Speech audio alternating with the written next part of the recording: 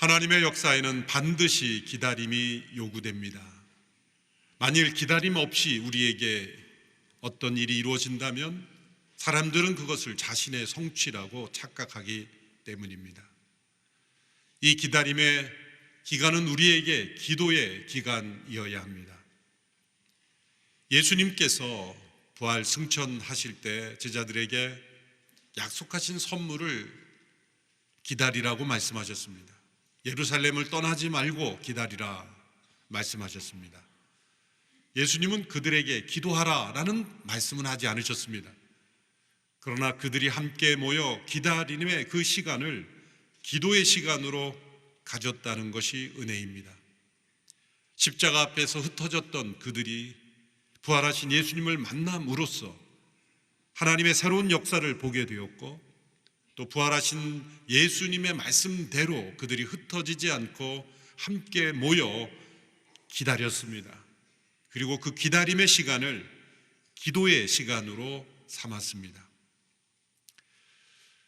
그들은 함께 모여 한 마음으로 기도했습니다. 거기에는 예수님의 육신의 어머니 마리아, 예수님의 형제들, 베드로를 비롯한 초기 제자들 다 합해서 약 120여 명의 사람들이 모였다고 기록하고 있습니다. 하나님께서 사도행전의 위대한 역사를 시작하실 때 한 마음으로 기도하는 것으로부터 시작했다는 것이 중요합니다. 그들이 기도하기 위해 한 마음이 되었다라고 말할 수도 있고, 또한 기도함으로써 한 마음이 되었다라고도 말할 수가 있습니다. 사람의 생각들은 다 다릅니다. 그 생각을 어떻게 하나로 모을 수 있겠습니까? 회의와 세미나로 하나 되지 않습니다. 그러나 한 마음으로 기도할 때 하나가 됩니다. 작은 예수 40일 새벽기도 가운데 성도들이 새벽마다 한 뜻으로 하나님의 뜻을 한 마음으로 기도할 때 우리의 영혼이 하나 되는 겁니다. 그들은 한 마음으로 기도에 전념했다 그랬습니다. 전념이라는 단어를 사용한 것은 각자의 필요와 문제도 있지만 그것을 내려놓고 먼저 하나님의 나라와 그 의를 구하고, 또 예수님께서 말씀하신 약속하신 선물을 기다리라 하신 그 뜻을 간절히 구하는데 하나 되었다는 겁니다. 우리가 함께 기도할 때 자신의 문제와 필요를 구하는 것도 있어야 합니다. 그렇지만 나의 문제를 뛰어넘어 온 세상을 향한 하나님의 뜻, 하나님의 나라의 비전, 주님의 구원의 역사가 온 세상에 증거되어야 하는 이 뜻을 한 마음으로 우리가 기도할 때 우리는 하나님께서 우리를 통해 놀라운 역사를 이루시는 것을 체험하며, 또한 자신의 문제와 필요도 하나님께서 더하여 채워주시는 은혜를 경험하게 될 것입니다. 너희는 먼저 그의 나라와 그의 의를 구하라. 그리하면 이 모든 것을 너희에게 더하시리라 하신 말씀대로 한 마음으로 기도에 전념하였던 바로 이들로부터 교회가 탄생한 것입니다.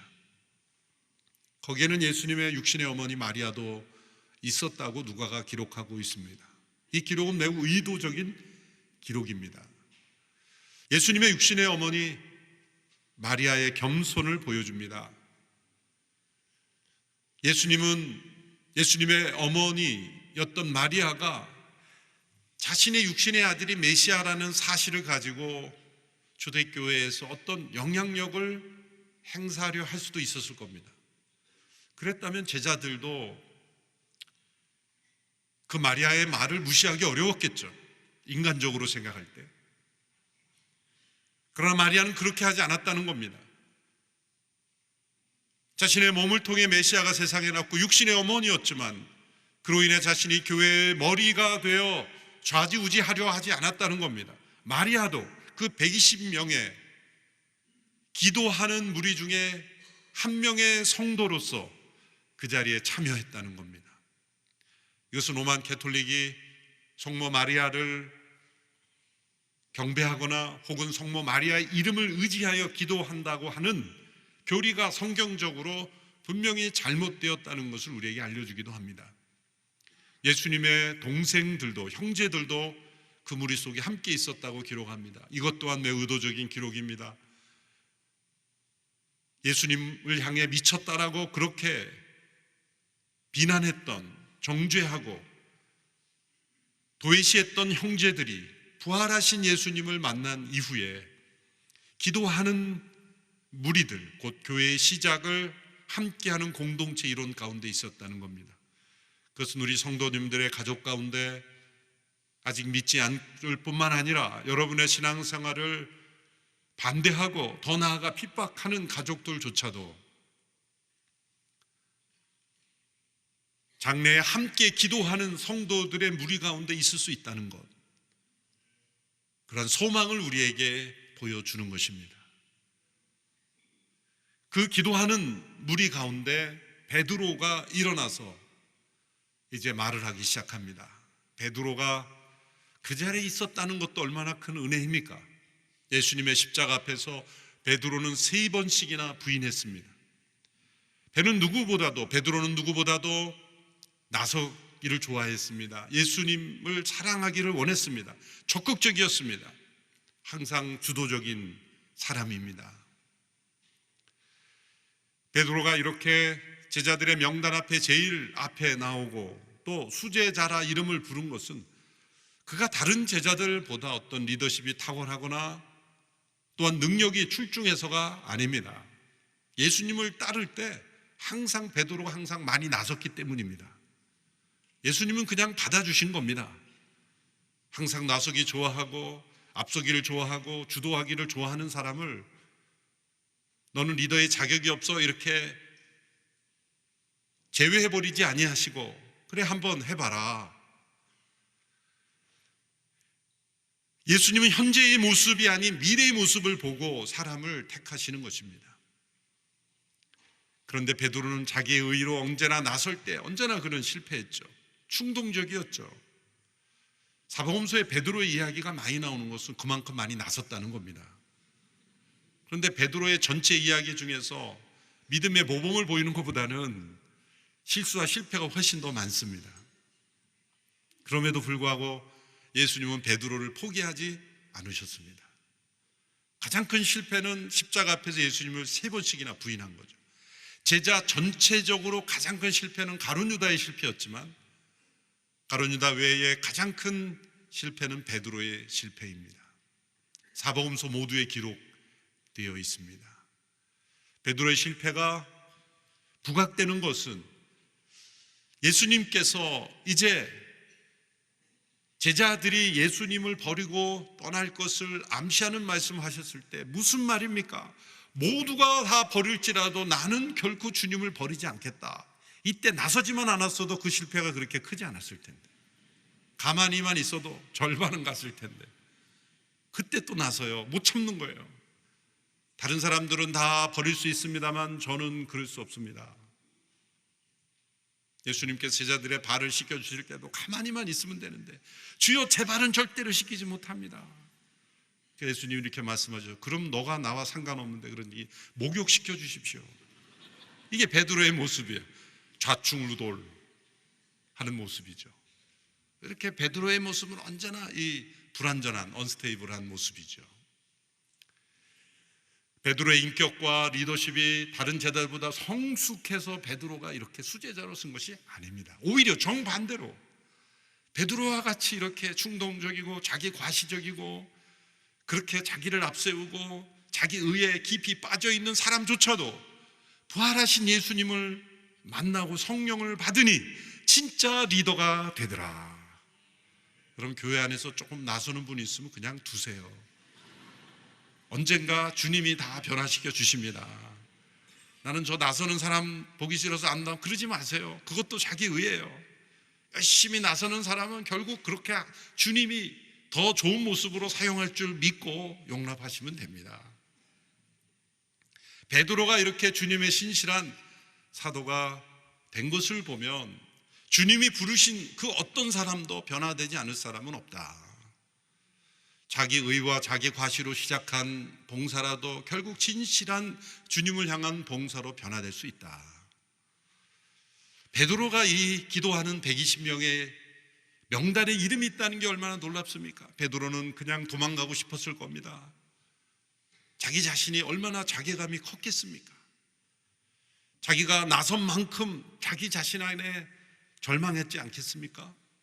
그렇지만 예수님은 그 베드로를 찾아가셔서 다시 부르셔서 그들 가운데 함께 있게 해주셨어요.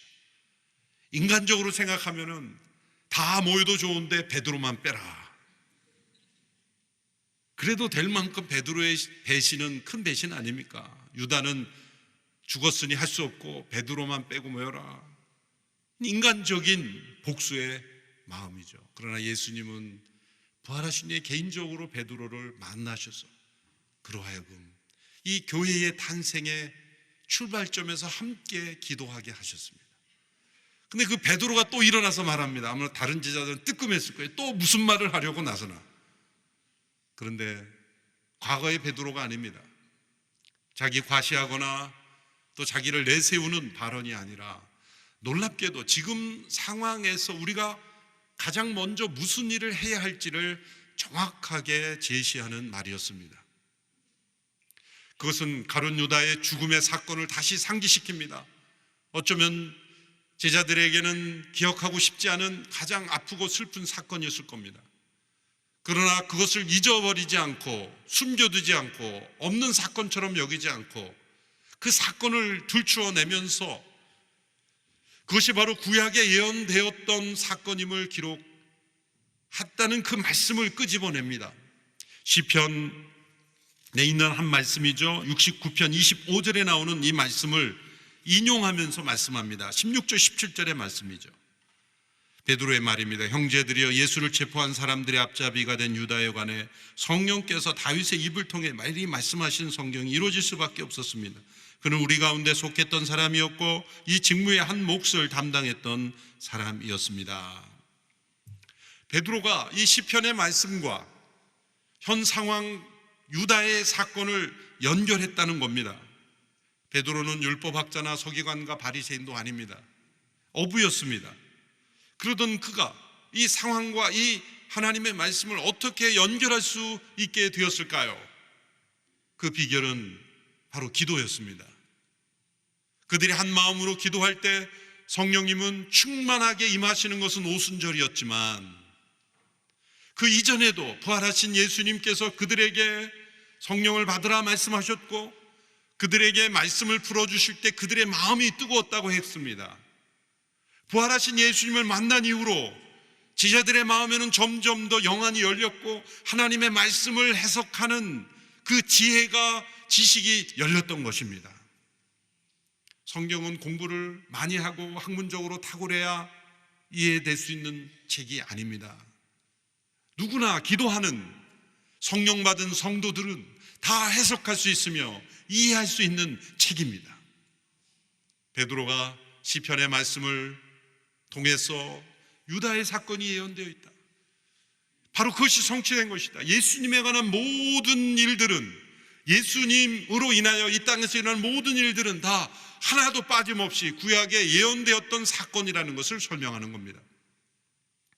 또한 두 번째로 유다를 대신하여 그를 대신할 사람을 세워야 한다는 말씀도 시편 109편 8절을 인용하며 20절에서 이렇게 말씀합니다. 그런데 시편에 그의 거처를 폐허가 되게 하시고 그곳에 아무도 살지 못하게 하십시오라고 기록됐고 또 다른 사람이 그의 직무를 차지하게 해주십시오라고 기록됐습니다. 이것은 다윗의 기도입니다. 또 다윗이 기도한 그때 상황은 다른 상황입니다. 그렇지만 성령님께서 다윗을 통해 말씀하신 내용이 바로 이 상황에 유다를 대신하여 사도를 세워야 되는 상황으로 해석한 것입니다. 현재 상황에 대한 최고의 해석의 능력은 어디서 오는 것입니까? 기도를 통해 얻는 것입니다. 하나님의 말씀과 우리의 상황을 어떻게 연결합니까? 그것 또한 기도입니다. 어떻게 다윗 시대에 기록한 이 시편이 오늘 이 시대에 부활하신 예수님 이후에 일어난 일들과 연결될 수 있단 말입니까? 그것은 바로 성경이 성령의 영감으로 기록되었고 우리도 성령 안에서 살아가는 성도들이라면 하나님의 말씀이 우리의 상황과 연결되어서 오늘 나에게 주시는 하나님의 말씀으로 역사될 수 있다는 것입니다. 베드로가 그것을 경험한 겁니다. 그들이 한 마음으로 기도하는 가운데 그가 과거에 읽었던, 아니 직전에 읽었던 간의 이 시편의 두 말씀을 통해 오늘 우리가 기도하며 기다리는 가운데 해야 할 일이 무엇인가를 깨닫게 된 것이고, 그것은 바로 유다를 대신할 누군가를 세워야 한다는 겁니다. 곧 12명이라는 숫자를 채워야 한다는 겁니다. 11명은 왜 안 될까요?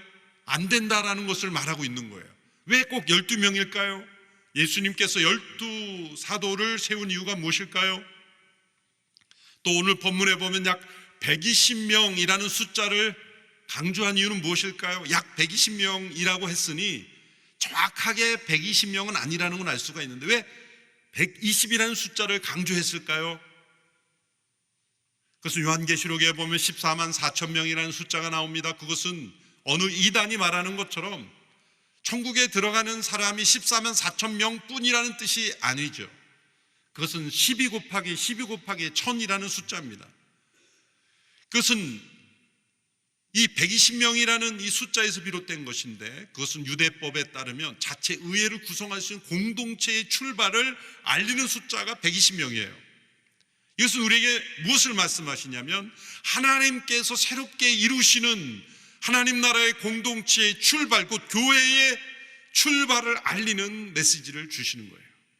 12사도를 중심으로 한 120명, 그리고 그 120명이 더 발전되어 이제 온 세상에 복음이 전파될 때에 하나님의 새로운 공동체가 세상에 탄생되었다라는 것을 말씀해 주시는 겁니다.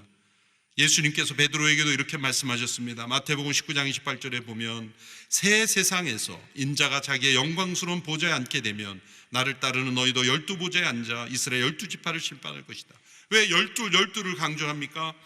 바로 하나님의 나라의 완전수로 하나님의 공동체가 세상에 시작되었고 그 공동체가 온 세상에 퍼져나가 새로운 세상의 주역이 될 것이라는 것을 말씀하고 있는 것입니다. 이렇게 그들이 한 마음으로 기도하며 이제 새로운 사람을 뽑을 때 그 자격을 이렇게 제시합니다. 21절 22절의 말씀을 보십시오.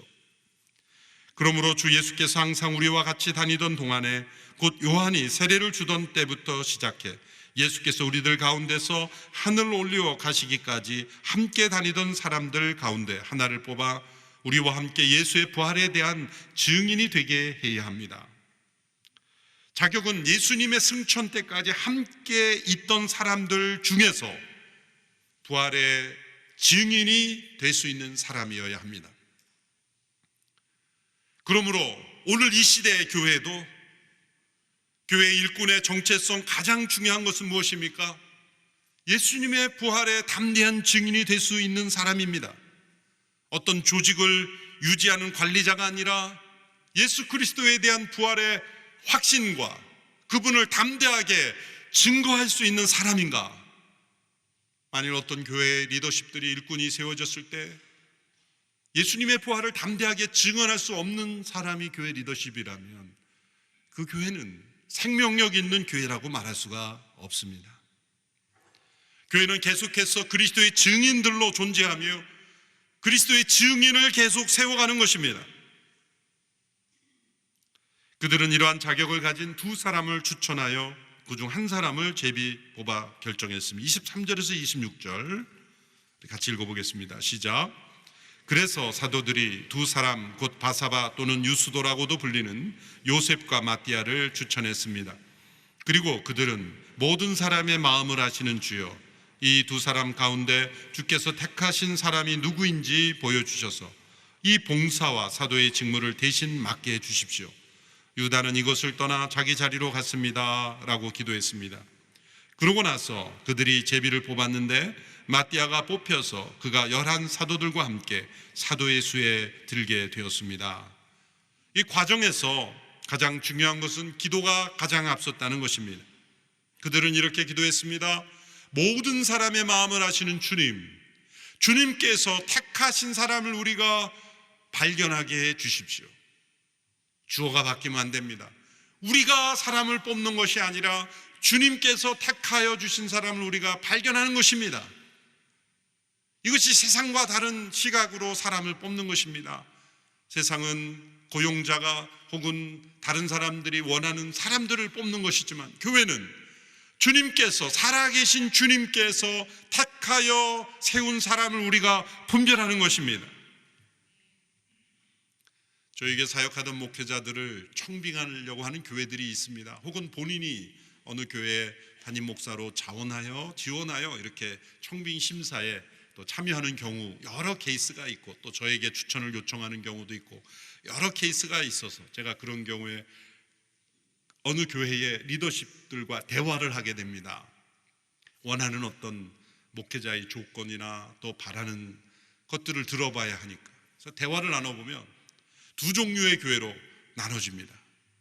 첫 번째 교회는 사람들이 담임 목사를 고용하려는 교회가 있고, 두 번째 교회는 하나님께서 택하여 예비하신 사람을 찾으려는 교회가 있어요. 그래서 대화를 나눠보면 그냥 느낄 수 있습니다. 첫 번째 부류의 교회는 누가 가도 그 교회는 다툼과 분열이 끊이지 않습니다. 두 번째 교회는 영적으로 살아나고 부흥이 일어납니다. 바로 이 태도가 중요합니다.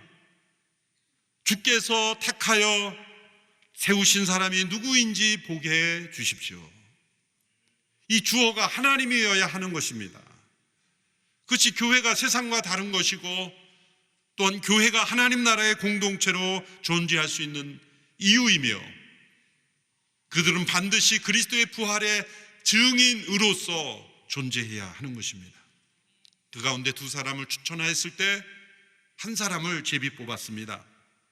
제비 뽑는 게 가장 먼저가 아니라 기도가 가장 앞서고 그 다음이 추천이고 그 다음이 제비를 뽑는 것. 이 제비를 뽑는다는 것은 그 당시의 문화에서는 제비 뽑는 것이 결정 과정의 문화였기에 오늘 우리 시대도 제비 뽑아야 된다, 그런 게 아닙니다. 어느 교단에 총회장 뽑을 때 제비 뽑기가 성경이다 그래서 그냥 아무나 제비 뽑았다가 엄청난 문제가 발생했다고 들었습니다.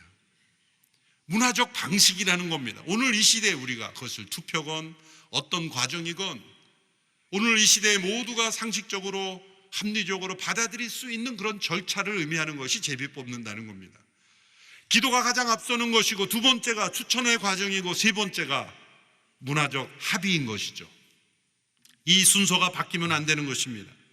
이 모든 일이 순조롭게 이루어지는 것은 그들이 한 마음으로 기도하고 성령을 기다렸기 때문입니다. 무엇보다도 가장 중요한 것은 바로 성령이 그들에게 임하시는 일이었기 때문입니다. 교회의 가장 중요한 일은 성령님이 강력하게 임하는 일입니다. 이것이 가장 중요한 일입니다. 그것을 위해 기다리는 것입니다. 그래서 40일을 모이는 것입니다. 1907년 평양에서 대부운동이 일어났을 때 그때 처음으로 성령님이 역사하신 게 아닙니다. 1907년에 성령이 강력하게 참여한 모든 사람을 사로잡았을 이전에 그들은 함께 모여 사경회로 모였고 기도회로 모였고 한 마음으로 기도하며 성령님이 그들에게 임하기를 간절히 기다렸던 기다림의 시간이 있었습니다. 그리고 1907년 대부운동이 일어난 것입니다. 작은 예수 40일이 바로 성령을 기다리는 시간입니다. 또한 40일이 끝난 이후에도 우리가 공동체로 함께 모일 때마다 성령을 기다리는 한 마음의 기도가 있을 때 하나님이 계획하신 어느 때 성령님이 온누리교회를 강력하게 붙잡아 주실 줄로 믿습니다. 교회의 능력은 바로 성령에 달려있기 때문입니다. 성령이 임하시면 우리 모두가 그리스도의 담대한 증인들이 될 것입니다. 2024년도에는 그러한 역사가 온누리교회에 일어나기를 축원합니다. 우리 모두가 다 그리스도의 담대한 증인으로 승리하게 되기를 축원합니다. 기도하겠습니다. 살아계신 하나님, 교회를 세우시고 오늘 우리가 그 교회가 되게 하신 것 감사합니다. 120여 명이 함께 모여 성령을 기다렸던 한 마음의 기도가 오늘 우리 온누리교회에도 동일하게 있음을 감사를 드립니다. 우리의 기도 가운데 임하셔서 상황을 분별하게 하시고 우리가 해야 할 일을 깨닫게 하시고 그리스도의 부활의 증인이 되는 헌신을 가져오게 하시니 감사합니다. 또한 땅끝까지 그리스도의 담대한 증인이 되기 위하여 헌신하는 우리 선교사님들을 지원하고 또한 선교하기 위하여 작정금에 참여하는 은혜를 주신 것을 감사합니다. 이 모든 일에 하나님의 영광 받으시고 우리에게 성령 충만한 사도행전적 성도들이 다 되도록 역사하여 주시옵소서. 예수님의 이름으로 기도합나이다.